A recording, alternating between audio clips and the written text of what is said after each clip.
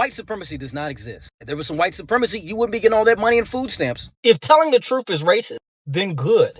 We need to hear the truth about ourselves. Doesn't matter how offensive or how much we cry about it, you need to hear it. Black people always want to run away from any kind of criticism or any kind of accountability. A black man was lynched in Mississippi. Trey Reed, a 22-year-old college student, was found dead hanging from a tree in Mississippi. And guess what? It was ruled a suicide. But for many black people online, they think it's something more. He was a Nazi. He was a racist. He was a white supremacist. Charlie Kirk was a terrible person. All these things are being said about a man who loved his country, loved his family, and loved God. All right, guys. So today I'm going to be sitting down with one of my good friends, Andre Williams, one of the most unapologetic voices on the internet. He is constantly being reported, flagged, and silenced, not because he's wrong, but because of wrong thing or people don't want to be accountable. And to be honest, that's exactly why I wanted him on the show, because we're going to talk about the stuff that nobody else will. Today, we're going to be covering Charlie Kirk's death, Trey Reed, and Jasmine Crockett. And trust me, this conversation goes deep. Andre have always been saying what everybody else is afraid to say. So before we get into it, I want to show you a quick montage of his work because his videos speak for themselves. Take a listen. White supremacy does not exist. If there was some white supremacy, you wouldn't be getting all that money in food stamps. If there was really white supremacy, you wouldn't be able to talk about white people on national television. The myth of white supremacy is used to keep black people behind. Black people use it as an excuse to do nothing and be nothing. If telling the truth is racist, then good. We need to hear the truth about ourselves. Doesn't matter how offensive or how much we cry about it, you need to hear it. Black people always want to run away from any kind of criticism or any kind of accountability. That's why everything's up in our community. Because the moment someone speaks on something, you want to shoot them, you want to cancel them, you want to do everything you can to destroy their lives. But you won't fix the problem. You won't take the advice or take the criticism and say, you know what, maybe he's got a point. So if telling the truth today makes you racist, then good. Be racist and tell the truth. And don't be afraid to say it because it needs to be told. A black man was lynched in Mississippi. Trey Reed, a 22-year-old college student, was found dead hanging from a tree in Mississippi. And guess what? It was ruled a suicide. But for many black people online, they think it's something more. They think that a white supremacist did this, no black person's going to hang themselves from a tree. But guess what? Both the coroner and the sheriff are black, and they ruled it a suicide. You know what the biggest problem is? Anytime a case like this happens, instead of black people focusing on the mental health aspect, we try to bring race into it. We live in a country where men's mental health does not matter whatsoever. Men are emasculated, they're belittled, they're looked at as clowns in this country. We've devalued men's existence in this country. And instead of talking about the actual elephant in the room, mental health crisis that we have in this country, we want to make it about race. This guy's dead. I'm 24. He's 22.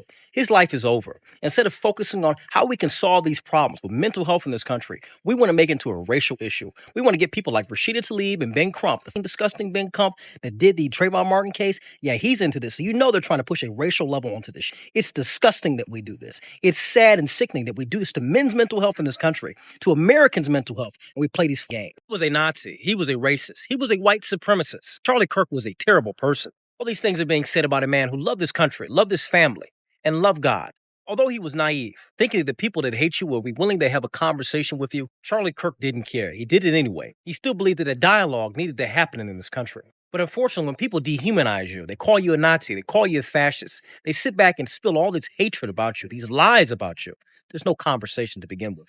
Killing him ended the conversation. The person that killed him and the people celebrating think that they can silence us, that they could put fear into our minds, that we won't speak the truth, that we won't continue to speak up on what we believe in. But they're wrongly mistaken. This empowers people like myself and I hope millions of other people to speak up even more. This is only the beginning of more truth tellers, more empowered people who are unafraid.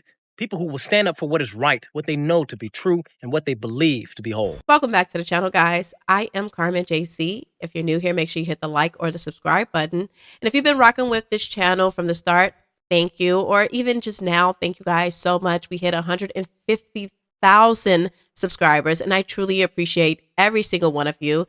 And if you guys want to support the channel, you can hit the super thanks and the buy me a coffee link below. I love you guys so much. And of course, do not forget to drop a comment to help us stay in the algorithm. I love to hear what you guys think as well.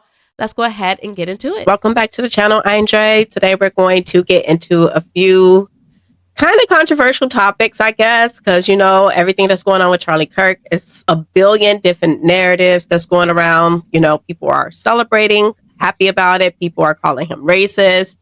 People are just kind of like, I don't even know if Charlie Kirk is able to rest in peace right now. You know, they're destroying his memorials.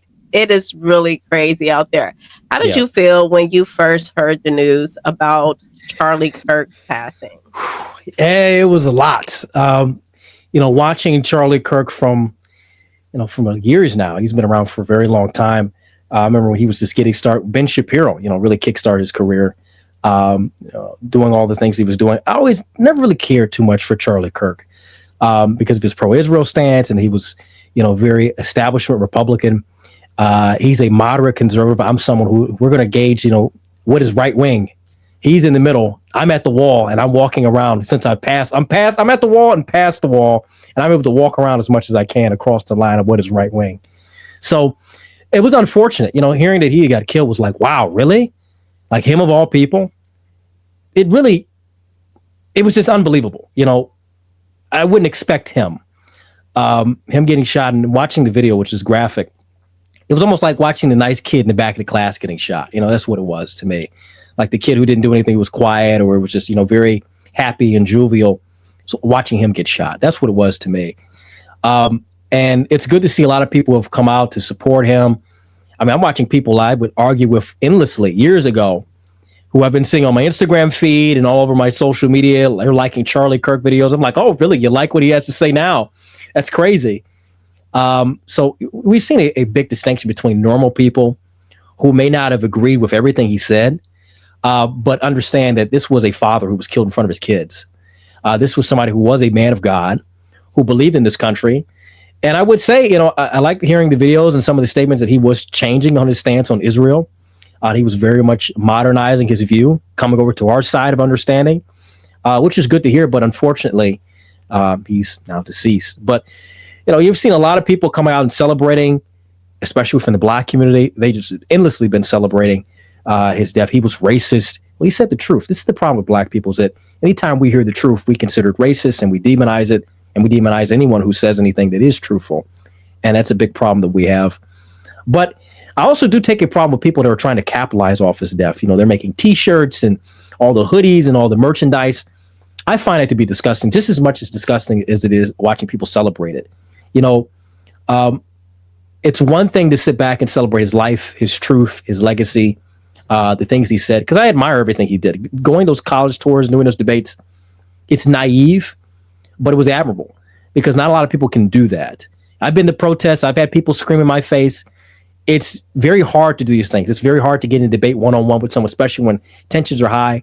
And he's sitting out there in the open with people, demanding that people come. And early on, it was more people who were against him at these colleges than there were people supporting. As it's turned over the years, there was more people coming to support him and sit there and cheer him on than to attack him. So it's good that we've seen a change. And I think that there is a turning point in this country politically from his death. But we'll have to see what happens from that and beyond.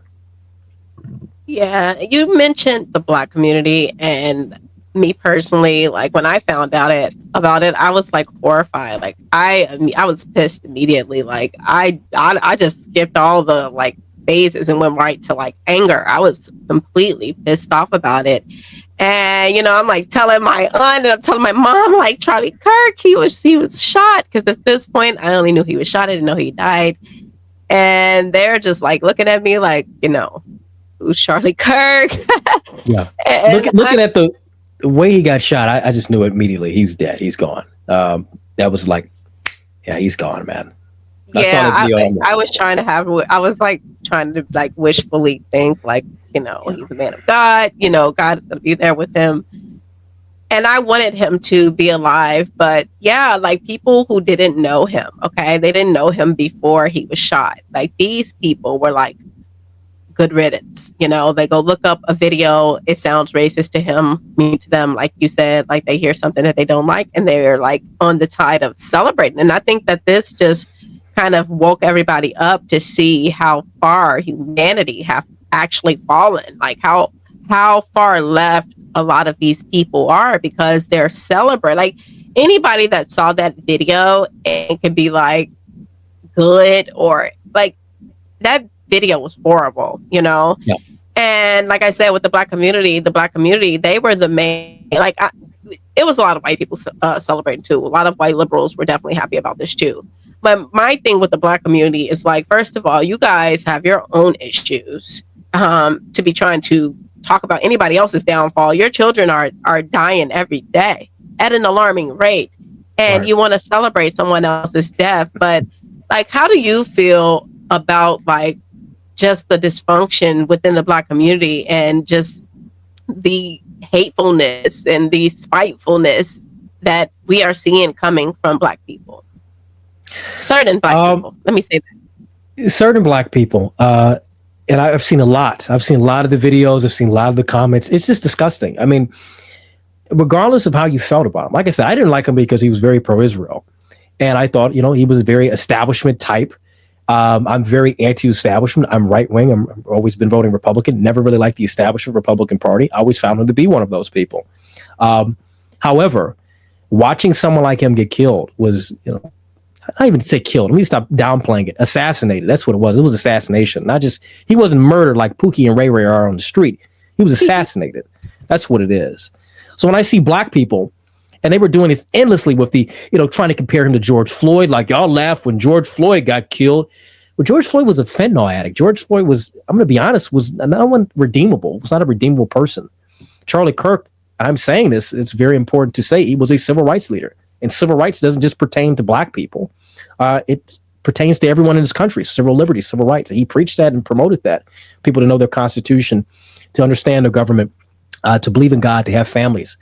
So when you got Black people cheering for the death of someone like this, it highlights our dysfunction immensely, because you have someone who's talking about believing in God, having strong families, having good moral values, to participate in society in a civilized manner. And we're like, it's good that he dies. It's good that he was killed and assassinated. Really shows that we are backwards. And it's going to take a lot for us to change in this country. Have you seen the video? I believe these were Hebrew Israelites, and they were in New York, and they were walking down the street, saying F Charlie Kirk, repeatedly. And then they went to R.I.P. Trey Reed. And then they went to, he was nothing like Martin Luther King. Charlie Kirk! Fuck Charlie Kirk! He was a racist! He was a racist! He was a racist! He was a racist! He was hateful! He was hateful! He was nothing like Martin Luther King! He was nothing like Martin Luther King! Nothing at all! Nothing at all! Nothing at all!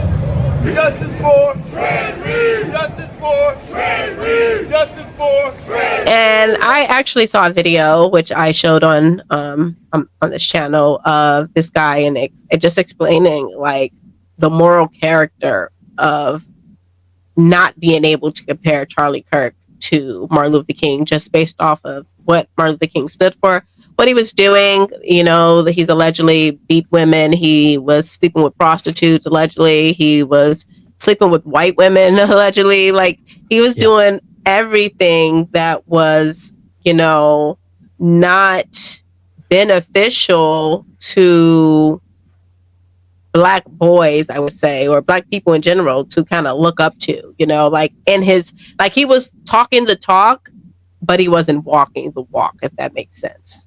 Mm-hmm. Whereas Charlie Kirk did walk the walk and talk the talk, which is, like I said, very admirable.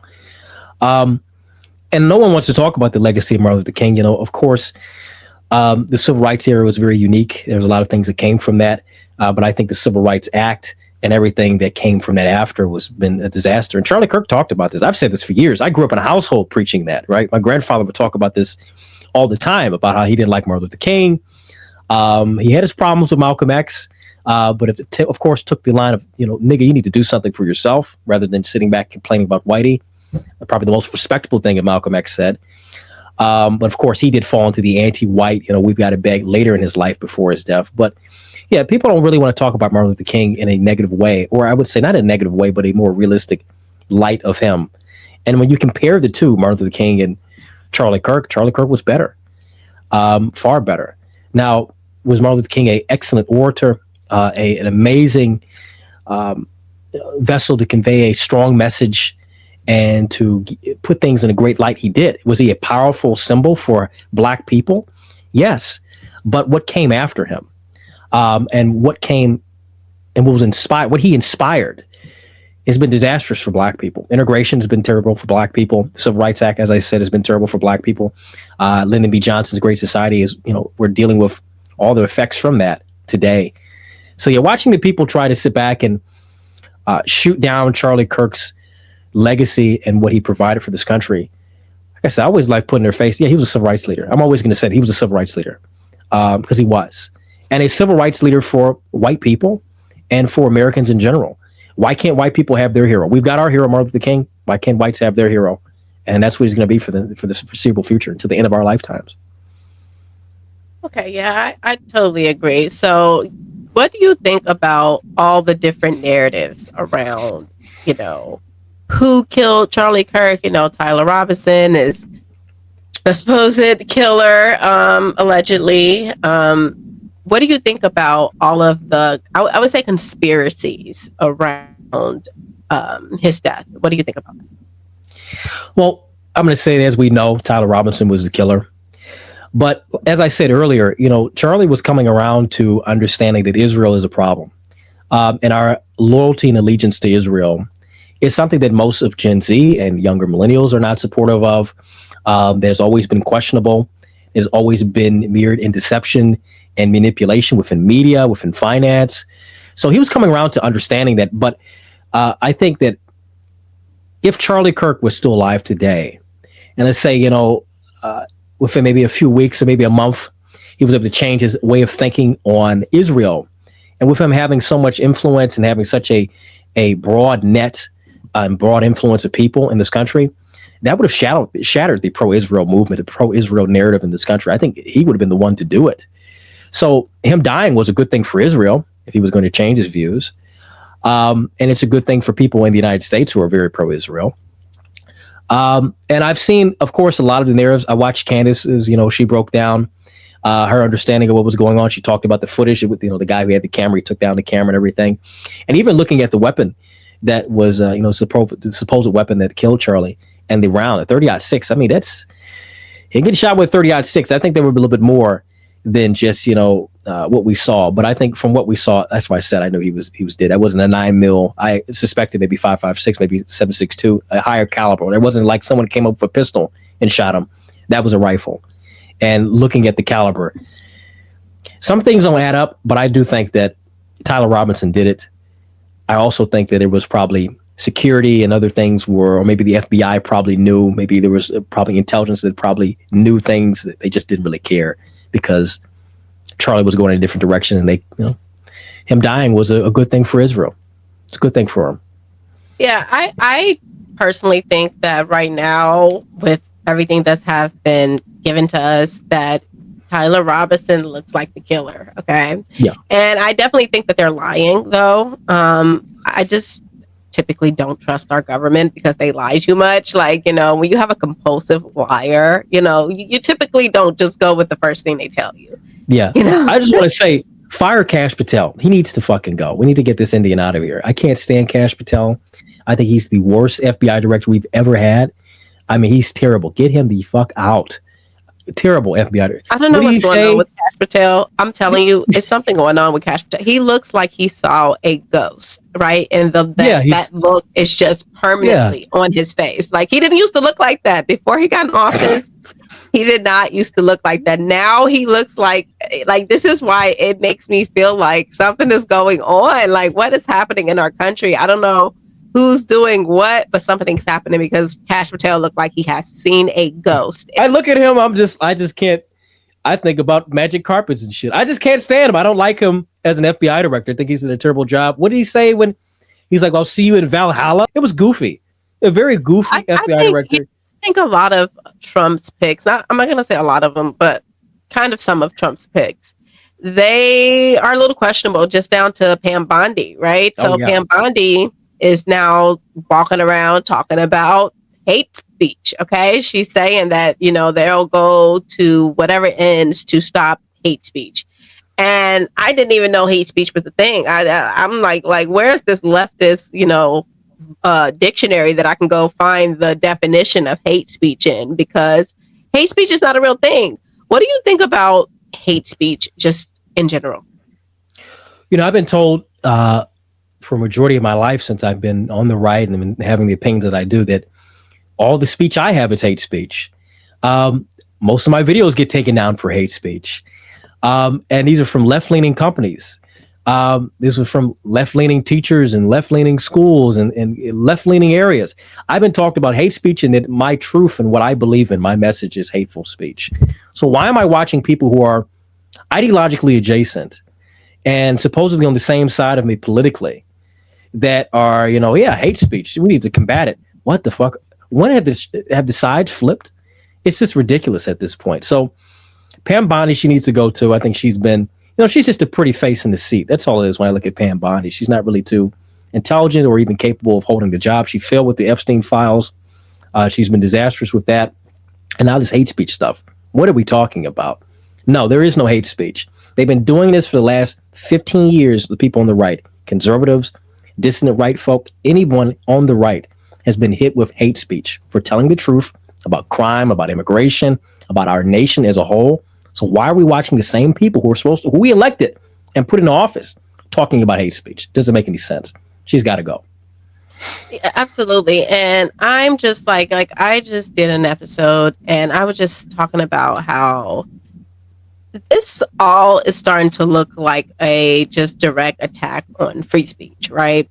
Yeah. So you see Pam Bondi talking about hate speech, and then you have all of these laws that they're trying to essentially push and pass about criticizing a certain government, you know what I mean? And then just pushing this narrative that, like, with the Jimmy Kimmel thing and Jimmy Kimmel getting fired for his speech, and then you had all the people that were celebrating Charlie Kirk's death, they were getting fired for their speech. And it's like they're forcing us to not like speech, if that makes sense. Like, I feel like they're making us go at each other, like, okay, he needs to be fired, and then to the point where they're like, okay, we need to pass laws now, for hate speech. And I think that's kind of what they're doing. Like, when you see them, this tug of war between the left and the right about who can say what. And I think mostly with the right is just like, well, you guys did it to us, so we're going to do it back to you. I don't even think the right really believes in the stuff that they are like pushing. I think it's more of, I'm tired of you guys doing this to us, so it's time for you guys to get a taste of your own medicine. And that's kind of what I see. Do you think that assessment is kind of right, that they're kind of trying to push us to give up some of our speech, even like what you said with like TikTok, like even people having to say unalive or essayed, But what are we doing here? You guys are willingly giving up your speech by doing that, by just using these terms in this way. Like, you're willingly giving up your speech, and it shouldn't be like that. We should be like, we don't want to be on these platforms if we can't speak freely, right? But I don't know. What do you think about that? Yeah, it's they're really trying to pin us against each other. And it's good that you mentioned the laws, because they're talking about hate speech. And really that's going back to Israel and the universities. That's what they're talking about, the pro-Palestine movement, which I, of course, have my problems with the people who are very pro-Palestine, but they're really trying to target those types of people. And they're talking about the hate speech is mainly towards Jews, mainly towards people who are of Jewish descent and are pro-Israel. That's all it is. So that's why they're using the hate speech rhetoric in order to, push these laws and promote this stuff for the sake of Israel, which is just, it's not going to be good at the end of the day. It's not good. I would rather see this administration talk about the censorship that's been on YouTube, that's been on TikTok, that has been on all these different platforms for the last 10 years. I think Jim Jordan just came out with they did an investigation, saw the Biden administration had contacted YouTube and Google and told people, told them like, hey, we want you to clamp down on these people who are putting out this content about election fraud, about COVID, about any kind of political content coming from the right. We want you to clamp down on that. And of course, that's now come out as a true thing. This is something that has to happen. We knew it was happening. We knew it's been happening for a very long time, even before COVID. I want to see this administration talk about that. Let's get rid of Section 230. Let's sit back and start regulating these social media companies so they're not sitting back and discriminating people. Let me tell you this. As much as I don't like lefties and commies and all these other people on the left, I still want them to speak freely because I'm going to laugh at these people. I want to make content and, call these people idiots and call them morons. It's just as much as they're going to do the same thing to conservatives or people on the right. So I miss the old days when I was younger. You can go on the internet and say whatever you want. I was having this conversation about my little sister. She's 13. And we were at home playing Roblox. She's got a little PS5. And I'm like, I'm going to talk some shit to these people. I'm going to say something. She's like, you can't do that. You're going to get me banned. I'm like, banned for what? For just talking. She's like, yeah, you can't say this. You can't say that. I'm like, we're literally playing a game where I'm shooting people in the face. I can't call someone, a mother, whatever. I can't do that now. Even on stuff, I grew up, you can say whatever you want. Playing Call of Duty, getting called, whatever the hell, it didn't matter. But today, we've moved away from that because it's not even that the people are offended. It's the investors. It's the people in the boardrooms. That it's not profitable for them and they're not comfortable with it. And the same thing goes when we look at people who talk about Israel on TikTok or on YouTube. They get censored, they get silenced because most of the investors, most of the people in the boardroom, they happen to be very pro-Israel. They happen to be Jewish. And guess what? They're going to silence and censor people who talk about these things. And of course, it was beneficial to us to criticize Israel, but not beneficial to them. So a lot is changing and a lot is coming to light. And all it's going to do is accelerate people towards a certain position of not allowing this. People are going to get tired and going to get fed up very fast if this continues. You know what I noticed too? Like it was certain people who were on TikTok even recently, and they were like debunking a lot of the lies about Charlie Kirk, and they would get their videos taken down, right? But then you have these people on TikTok that are laughing, like literally laughing, because this man was assassinated, and the videos would still be there. They would still be there. They would allow, and it's just like, it's kind of like, I think it's kind of even bigger than Israel. It's like narrative control, oh, we like this narrative, we don't like this narrative. Okay, this is okay, but this is not okay. You know what I mean? You can say this group is dumb, but you can't say this group is dumb. You can say Black Lives Matter, but you can't say White Lives Matter. You know what I mean? So it's like all of these different things, like I said, even just bigger than Israel. Israel is probably one of the ones that are doing it, but it's narrative control. They're like, they're controlling the narrative. Okay, this is allowed, but this isn't, because this push this narrative out there, and we like this narrative. You know what I mean? And it seems like whatever they're doing, whatever they're using, I like to tell people all the time, you think that these people are not very sophisticated. They're very sophisticated. They have very sophisticated technology. And if you think you're outsmarting them, you are not. Okay? No matter what, you think you got the right answer, it's probably still not the right answer. It's probably part of the answer, but you would probably never get the full scope of what's happening just because of how sophisticated the system really is. Yeah, I agree. I mean, I tell people that for years, we're never going to outsmart the system. Or individually, you won't be able to do it. That's why you have to do it as a collective. You have to band with other people. And what's going to win is mob rule. You're really going to have to really overpower the system and really show that, hey, we're not going to tolerate this anymore. And, it used to be doing that by election and voting. Now it's going to be more of mass movements. It's going to be more of, populistic drives. That's what it's going to be in the future. That's where we're heading. And we've seen this even from the assassination of Charlie Kirk, that there's been a great sense of nationalism and populism that is now growing far beyond, the election of Donald Trump. But more, we need to take our country back from these people. We need to actually push back on these people who are, endlessly bringing in third worlders, endlessly telling us that, the truth is hateful, who are endlessly telling us that, not having a family and not believing God, or, we should live in a more secular society is good. They're pushing back against this stuff. So it's interesting times we live in. When it comes to the censorship, these social media companies need to be regulated. I posted a video talking just about Charlie Kirk dying, and it got taken down. I almost got was at 1 million views, and the damn thing got taken down. I didn't say anything. I didn't cuss in this video. I was just talking about how it's, this is a turning point for our country. This is something that we need to look at and analyze and understand the direction that we're taking. And I got taken down on TikTok, and my account got banned. You can't make this up, It's like, holy shit. I didn't even say anything I didn't do my normal content. I did something was like, damn, this just happened. Boom, taken down within a day. But there's tons of videos, clapping and cheering and making memes out of this guy's death. Well, hey. Unfortunate, right? Yeah, it's so unfortunate. And like I said, that is all a bigger plot to the speech. Like, this is multi-layered, very sophisticated, multi-layered. If you are reporting people's videos because of what they say, you are a part of the problem. There's no video I've ever reported because I didn't like what somebody said. You know what I do? Yeah. When I don't like what people say, I keep scrolling, right? Yep. I scroll. If they give me the option to say, hey, I don't like this, I can write not interested.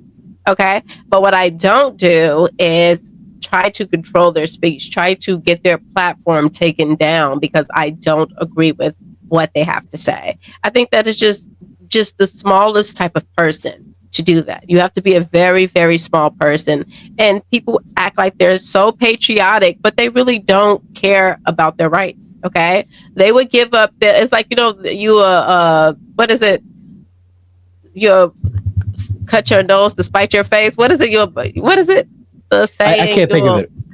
I know what you're saying. Yeah, I know what you're saying. I can't think of it. Cut off your nose to spite your face or something like that. And it's like that. Like literally, you'll give up all your rights just to make sure that somebody else don't have the right to say something. All right. So on the topic of Trey Reed, who is the college kid who allegedly committed suicide. I think that's the official story. I haven't heard anything outside of he committed suicide. But apparently Black people and Ben Crump, always got to have your good old buddy Ben Crump in there. Yep. Seems to think that there is some foul play going on. What do you think about that? I think that when we look at the medical examiner who's Black, the county sheriff who's Black, it's sad that we've got to mention these things, kind of like prove to niggas that this actually is a real thing. They all said it was a suicide. And that's unfortunate, very unfortunate. Instead of talking about a big problem we have in this country with men's mental health, a big issue that we have in this country, that Black and white men have a significant issue. And mind you, there was a white man who, hung himself as well on the same day. They didn't really talk about that much. Like I said, two groups of people that have a very big problem with suicide, depression. We're seeing this, especially within Gen Z, especially among millennials. Big issue. Stop talking about that, Black people. We want to make it to a race case.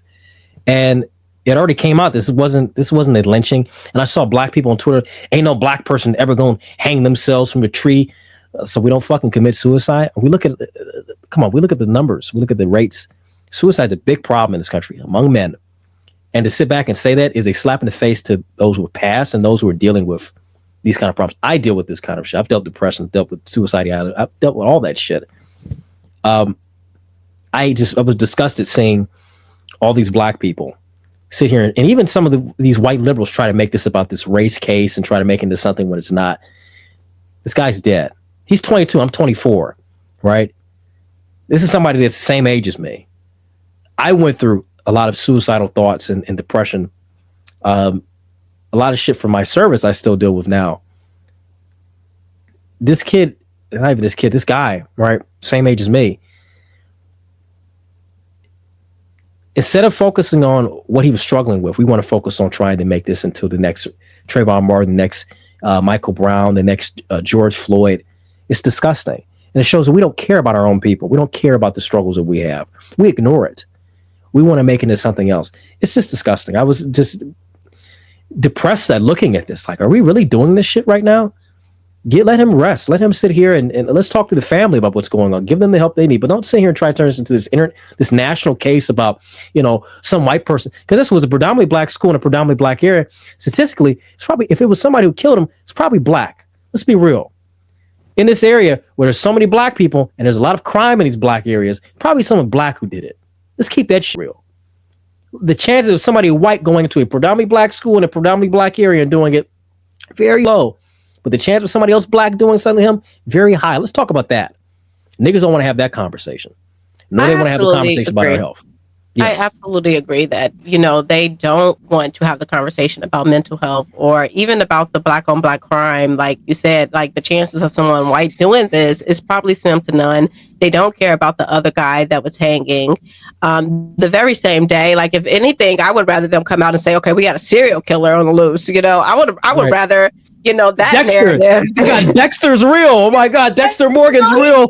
White and Black people, everybody, hide your stuff, but they immediately, it's like, I saw this girl video, I actually featured this on the episode too, and she was basically like, for there to be so much white supremacy and racism, y'all sure have to look high and low, basically to find racism, so it's so much racism. This racist boogeyman is out here, but you guys got to go search for him. If you have to go search for the boogeyman, then the boogeyman is probably not real. And the niggas get it wrong. That's the thing. The niggas, they didn't even find anything. They tried to make it into something. That's the troubling part right there. You know what happened though? It was a guy. His name was, I want to say his name, Young Triple. His name is Young Triple. And he made a video like with fake tears and everything. Like, this is my cousin. His legs were broken. His arms were broken, all this stuff, which completely was a lie. And he even made a GoFundMe account and was collecting money because, you know, Black people are so gullible and they're so easy to get. Like, this is like a scam now. So you have this kid that's saying he's related to the family, and the family comes out. I myself just went to Facebook, typed in Trey Reed, ended up finding a sister, mother, you know, and they come out and say, hey, you know, we don't have a GoFundMe, you know, and we don't know about no broken bones or anything like that. But instead of doing actual research, they go find a video and they see, oh, it's a Black person saying this must be true. That's where we go wrong, you know, because you can put this to bed really easily, right? You know, even if you're like, okay, this is a little weird, you know, maybe go look into it.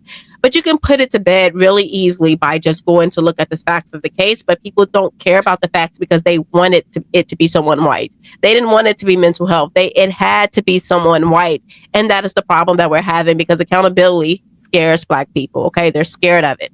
Okay. And that's the problem in the community that we're having. Like that right there. The accountability boogeyman. That's the boogeyman to y'all. It's straight. The niggas at the gas station, you know. Yeah. We used to have Black Wall Street. Like, nigga, you don't even fucking spell Wall Street, nigga. Like, shut the fuck up. Sitting there and been smoking crack all your life. Yeah. So it's just unfortunate, the state of the Black community. And then it's just the culture is just so inverted. You know, people like yourself and I, we will get, you know, dragged through the mud for just saying reasonable things, you know, things that everybody should see as common sense. Like they used to say common sense isn't so common. I understand that now. You know, these are like common sense things. Like I get it, but it's a lot of trauma bonding in the Black community. They trauma bond. Oh, you got cheated on too? I got cheated on too, girl. Let's go. Let's be friends. Like, what? This is what y'all building friendships off of, you know? Oh, your son died too. Oh, my son got shot in the head too.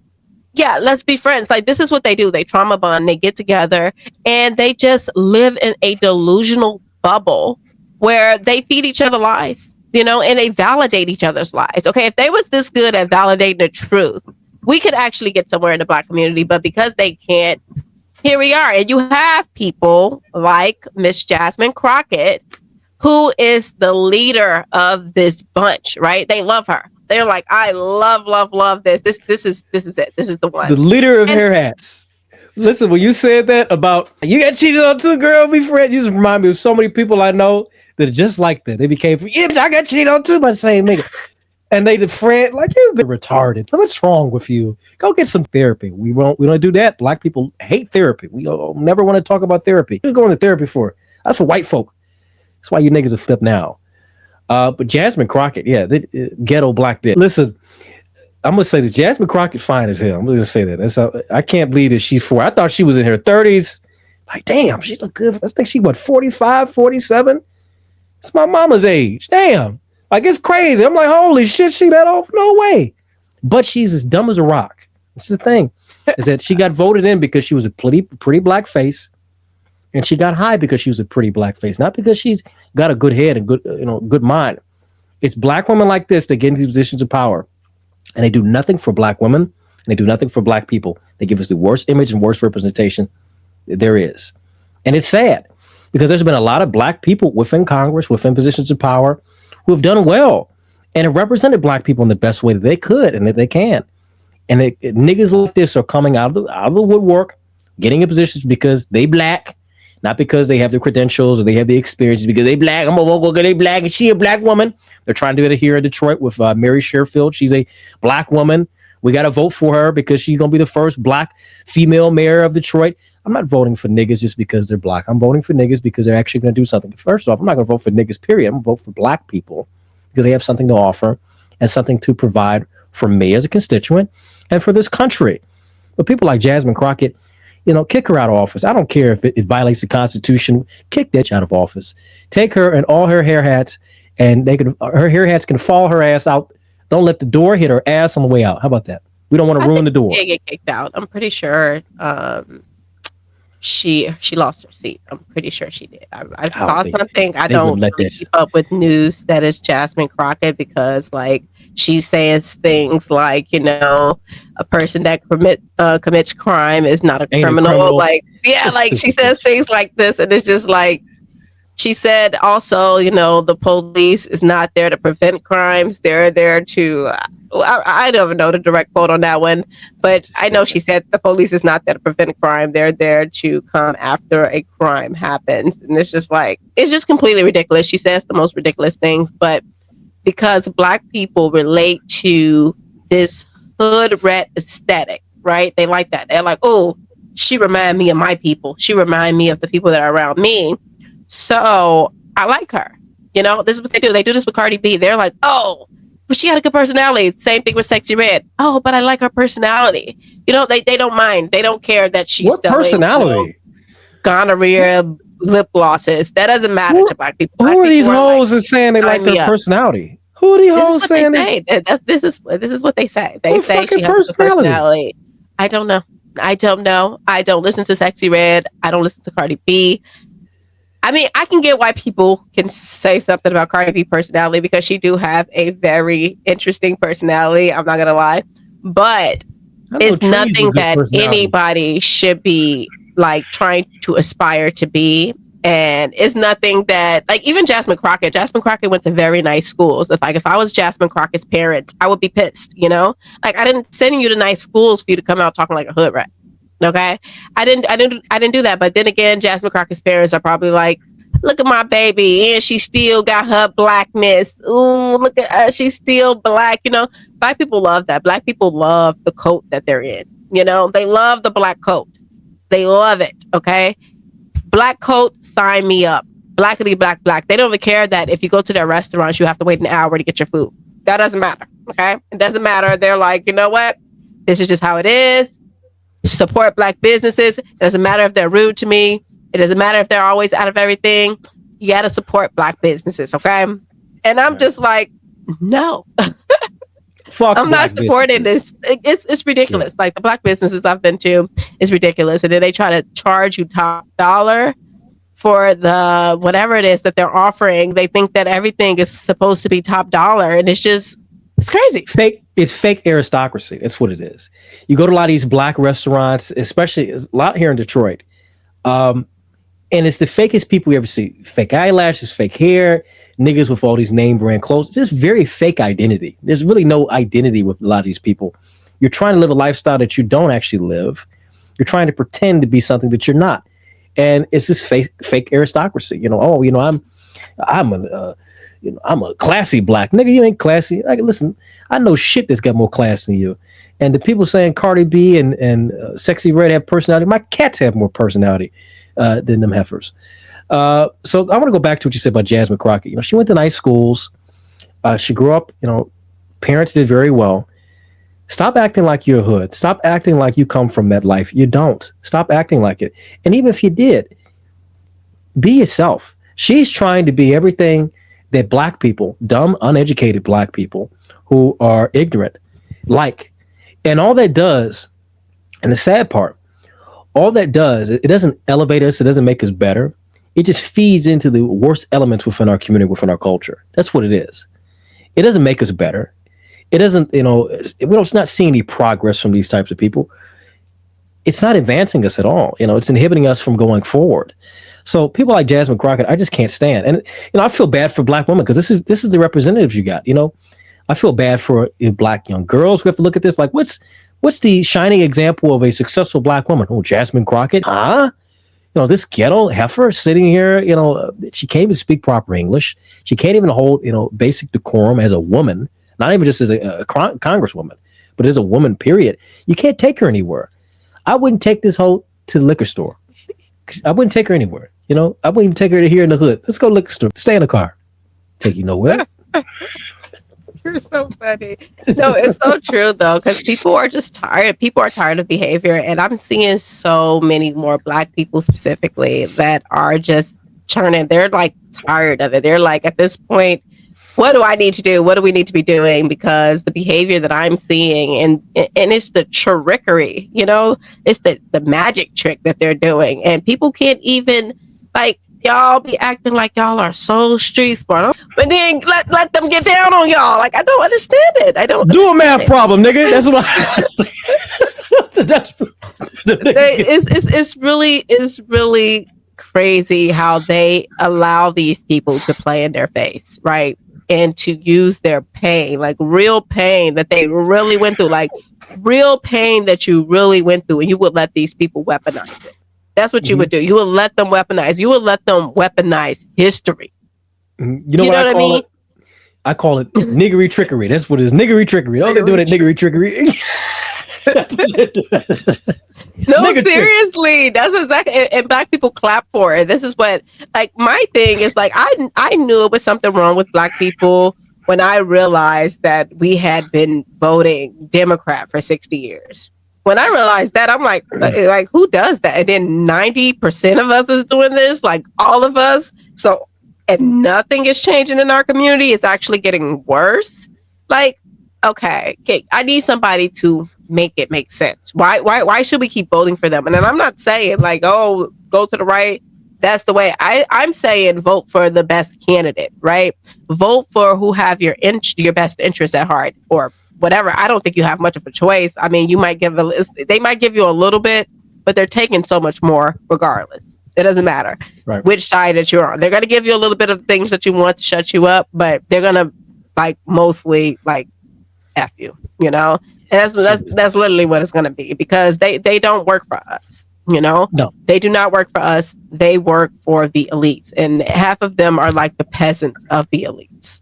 Right, they're the peasants. They're at the very bottom. Like, you guys might get to come, if everything goes down. We're not coming. Okay, you're not coming. I'm not coming. We're not invited. Okay, that's what I need people to know. We are not invited. Okay, they didn't even think about allowing us to come, and that's what people really need to realize when it comes to like us regular people, left or right, in the elites. The elites are not going to align with regular people whatsoever.